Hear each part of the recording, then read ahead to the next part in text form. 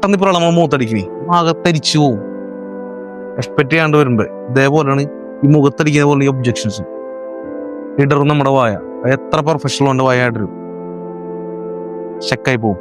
ഈ ഇടറുന്ന നിമിഷം നഷ്ടപ്പെടും, നമ്മളുള്ള വിശ്വാസം പോവും. ഇറച്ചി വന്ന എന്താണ് അവിടെ ഔദാര്യം കൈപ്പറ്റുന്നതായി വന്നു. ഇനി ഔദാര്യം കൈപ്പറ്റണല്ല എന്നുള്ളതിന്റെ പേരിൽ അവിടെ ഇത് കൂട്ടിയിട്ടാണ് സംശയിക്കണ്ടേ.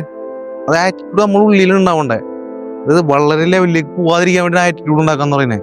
പക്ഷെ വിനയം 100% നിർബന്ധമാണ് ഈ സംസാരത്തിൽ തന്നെ. കൂടിപ്പോവോ അല്ല വർക്ക് നഷ്ടപ്പെടും എന്നുള്ള ഭയത്തിൽ ഈ സാധനം വരുന്നേ.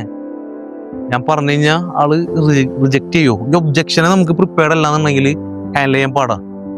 വിക്കലില്ലാതെ തപ്പിപ്പഴയില്ലാതെ ഒരു സ്റ്റോപ്പിംഗ് ഇല്ലാതെ ഫ്ലുവൻ്റ് ആയി പറയുമ്പോൾ അവന്റെ ആ റെഡ് പാർട്ട് ഉണ്ടല്ലോ ഓട്ടോമാറ്റിക്കലി ഗ്രീൻ ആവേ.